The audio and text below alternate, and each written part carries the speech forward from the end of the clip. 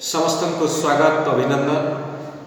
तेणु आज आम पढ़ा वशिष्ठ विश्वामित्र। आर लेखक होती अनंत पट्टनायक। अनंत पट्टनायक का जन्म जे देखा 1912 मसीह से आम ओडिया साहित्यर जड़े प्रगतिशील लेखक भाव से परिगणित।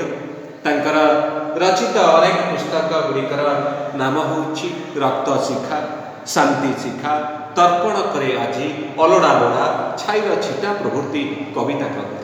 तांकर कविता माध्यम से ओडिया साहित्य भंडार को रुद्धिमंत कर काव्य दृष्टि देखा से जड़े समाज सचेतक भाव जड़े प्रगतिवादी लेखक भाव जड़े परिगणित।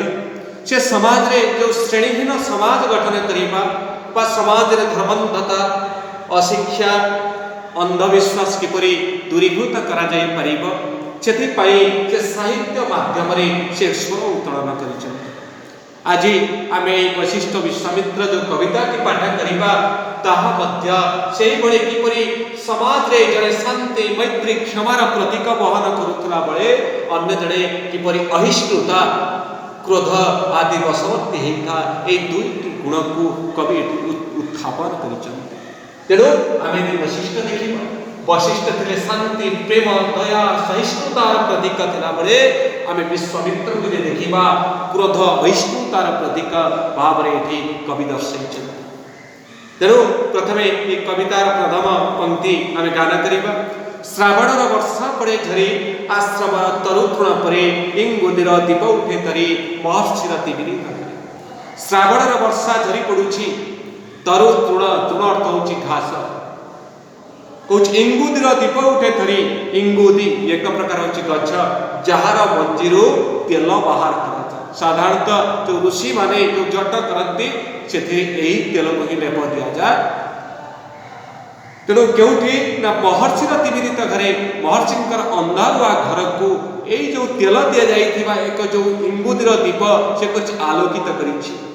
मृदु भाषे सुचाइले हासे ऋषि पत्नी सती अरुंधति रंधन जे करिबी किपरि लवण तो नाही महापति। मृदु भाषे धीर स्वर में आसी कहउचंती ऋषिपत्नी अरुंधति वशिष्ठ को कहउचंती घरे तो लुण नहीं मु रंधन करी केमिति बा रोषेई करी केमिति।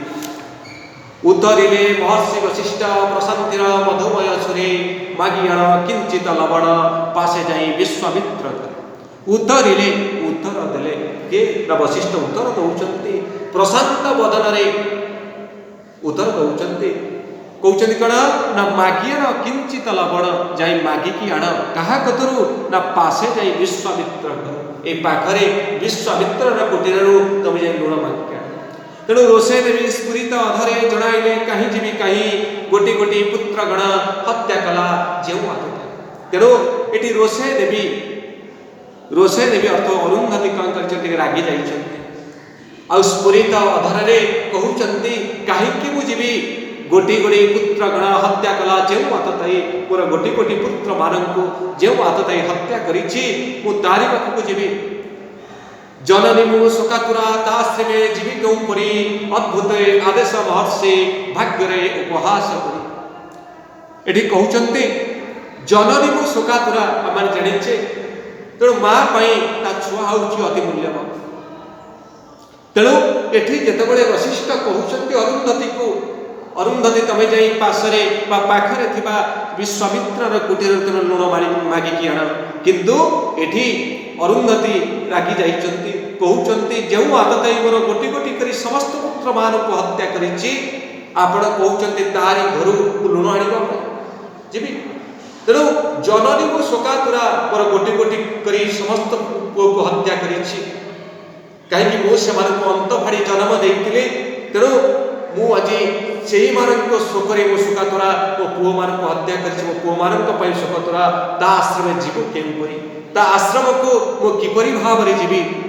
अद्भुत आदेश महर्षि भाग्य उपहास करी आपण जेपरि कौन करुचंती मते उपहास करुचंती आपण के आदेश मते उपहास करुछि।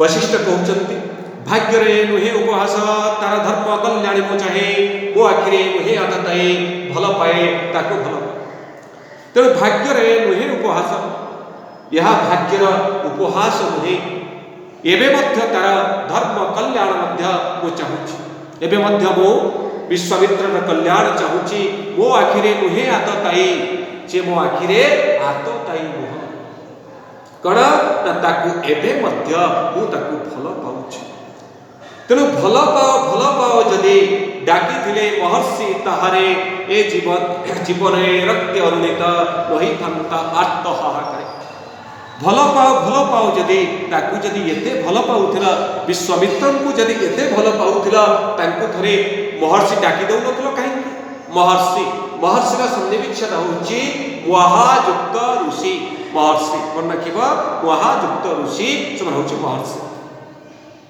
जीवन रक्त अरुणित होची लाल वर्ण तेणु एठी कहिचंती के अरुंधति कहउचंती जीवन रक्त अरुणित आज जो से समस्त पुत्र मानकर हत्या कला आज जो हाहाकार खेलीगला यह केबे घटी नथा आपण जदि तांकु थरे महर्षि बोली डाकी देई थांते